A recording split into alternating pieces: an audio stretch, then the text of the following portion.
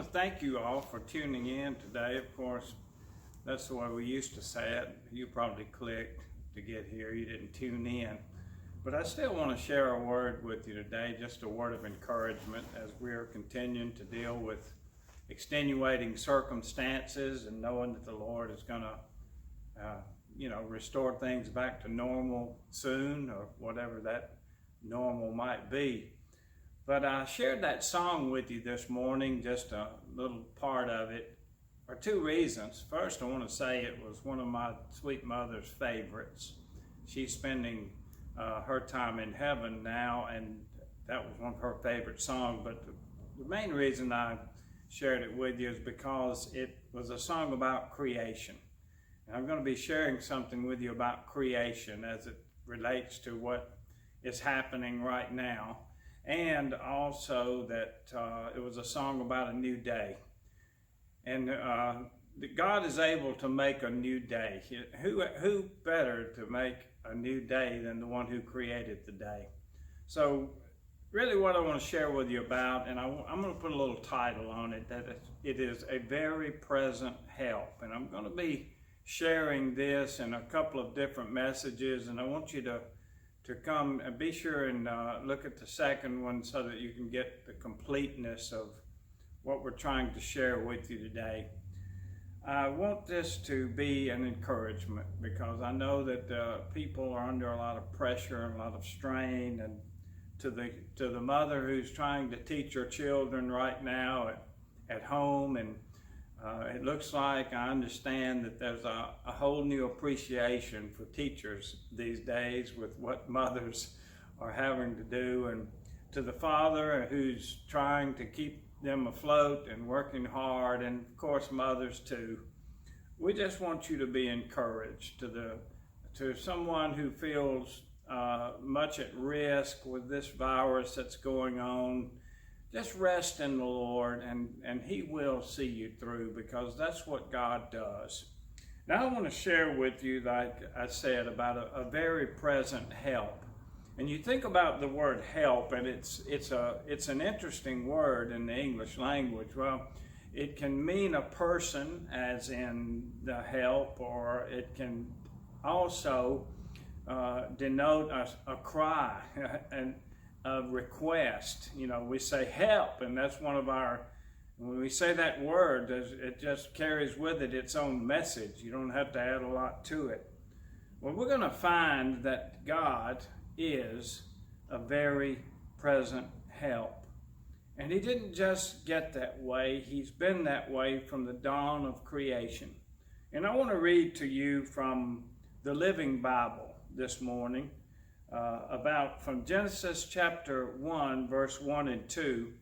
I looked at this, and it's very accurate portrayal of what was going on, and want to read this to you. It says, "When God began creating the heavens and the earth was a shapeless, chaotic mass with the Spirit of God brooding over the dark vapors." That's very descriptive, but it's an accurate description of what really happened in creation. There's a couple of things that I want to point out. First of all, it says that when God began creating, He was there for a purpose, and it says He was creating the heavens and the earth. Just spoke and made something out of nothing. Well, it says that the earth was a shapeless, chaotic mass, and that word chaotic just jumped out at me because it's a derivative of chaos. And I know that every one of us at some time or another, and especially right now, we can relate to the word chaos. It's a departure from the normal. It's when things just kind of get out of sorts, and I know that we all face that sometimes. But I want you to understand from this picture of creation, how that God is always able and always around when there's chaos. That earth was just a chaotic mass, the Bible says. And with that, here's what God did. the Spirit of God was brooding over the dark vapors. There's another translation that says he was hovering over. And neither one of those denotes a stationary position, that God, in his greatness and in his might, just presided over the chaos. And one point that I want to make about that is that if God could look over the chaos of a world that had not even been made and just knew exactly what to do and what he was going to do, then he can look into the chaos that might happen within us. That he knows that and he understands that. And we need to be encouraged by that, because God is in charge. He's in control. He's on his throne. He's sovereign. That will never change. So the earth was shapeless and it was a chaotic mass, and the Spirit of God was brooding over the dark vapors. That word brooding, I want you to notice it because it has a very beautiful picture.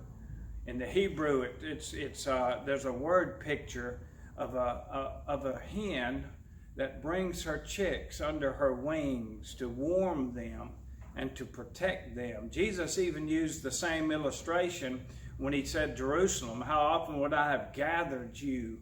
How often would I have brought you under my wings? And just the fact that we are under the wings of God, how much more secure could we be? Under the shadow of his wings. And I want you to notice that. And we'll be looking at something about help. I mean, yes, God has proven to us time and time again that he is a very present help. So you just hang in there, and things are going to be all right. But in the meantime, find out how great God is when it comes to helping us.